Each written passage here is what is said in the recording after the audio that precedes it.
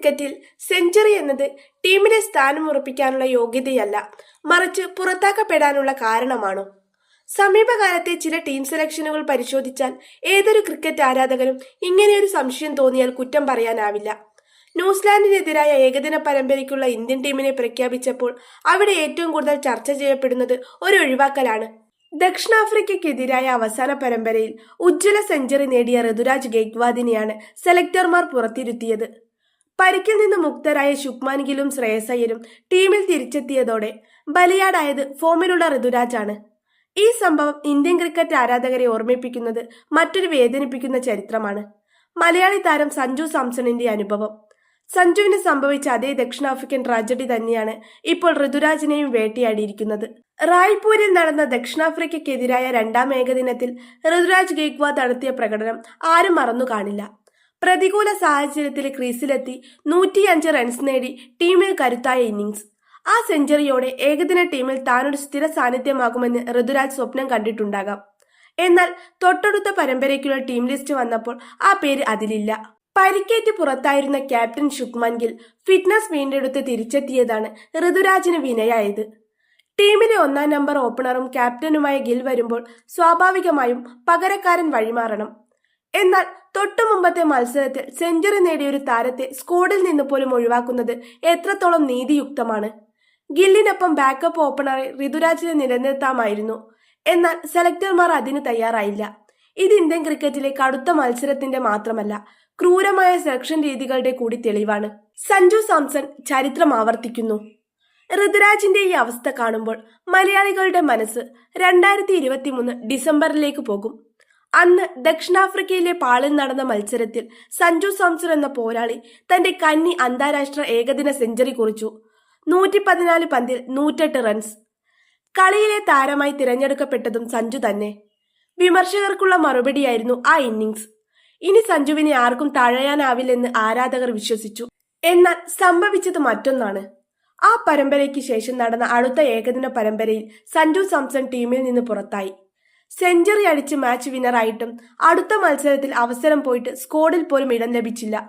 അന്നും കാരണമായി പറഞ്ഞത് സീനിയർ താരങ്ങളുടെ തിരിച്ചുവരവായിരുന്നു. ഇപ്പോൾ ഋതുരാജിന്റെ കാര്യത്തിലും സംഭവിക്കുന്നത് സമാനമായ കാര്യങ്ങൾ തന്നെ. സമാനത 1, ഇരുവരും അവസാനമായി കളിച്ചത് ദക്ഷിണാഫ്രിക്കയ്ക്കെതിരെ. സമാനത 2, ഇരുവരും തങ്ങളുടെ അവസാന മത്സരത്തിൽ സെഞ്ചുറി നേടി. സമാനത 3, അടുത്ത പരമ്പരയിൽ ഇരുവരും നിഷ്കരുണവും ഒഴിവാക്കപ്പെട്ടു. ദക്ഷിണാഫ്രിക്കയ്ക്കെതിരെ സെഞ്ചുറി നേടുന്നത് ഇന്ത്യൻ താരങ്ങളെ സംബന്ധിച്ചിടത്തോളം ഒരു ശാപം പോലെയായി മാറിയിരിക്കുകയാണോ? യശസ്വി ജയ്സ്വാൾ, ഭാഗ്യവാന്റെ കഥ. ഋതുരാജ് പുറത്തായപ്പോൾ ടീമിൽ സ്ഥാനം നിലനിർത്തിയ മറ്റൊരു യുവതാരമാണ് യശസ്വി ജയ്സ്വാൾ. ദക്ഷിണാഫ്രിക്കയ്ക്കെതിരായ 3-ാം ഏകദിനത്തിൽ യശസ്വി പുറത്താകാതെ 116 റൺസ് നേടിയിരുന്നു. ഋതുരാജിനെ പോലെ തന്നെ സെഞ്ചുറി നേടിയ താരം. എന്നാൽ യശസ്വി ടീമിൽ ബാക്കപ്പ് ഓപ്പണറായി തുടരുന്നു. എന്തുകൊണ്ട് ഋതുരാജ് മാത്രം പുറത്തായി? ഇതിനുത്തരം യശസ്വിയുടെ ശൈലിയും ഇടംകയ്യൻ ബാറ്റർ എന്ന ആനുകൂല്യവുമാണ്. ഗിൽ വലംകയ്യനായതുകൊണ്ട് ബാക്കപ്പായി ഒരു ഇടംകയ്യനെ വേണമെന്ന് മാനേജ്മെന്റ് ചിന്തിച്ചിട്ടുണ്ടാകാം. പക്ഷെ അത് ഋതുരാജ് എന്ന ക്ലാസ് ബാറ്ററോട് ചെയ്യുന്ന നീതികേടിനെ ന്യായീകരിക്കുന്നില്ല. ഒരേ പരമ്പരയിൽ തിളങ്ങിയ 2 പേരിൽ ഒരാൾക്ക് ലോട്ടറി അടിക്കുകയും മറ്റേയാൾക്ക് പണി കിട്ടുകയും ചെയ്യുന്ന വിചിത്രമായ അവസ്ഥ. ഋതുരാജിന്റെ വഴിയടച്ച മറ്റൊരു ഘടകം ശ്രേയസ് അയ്യരുടെ തിരിച്ചുവരവാണ്.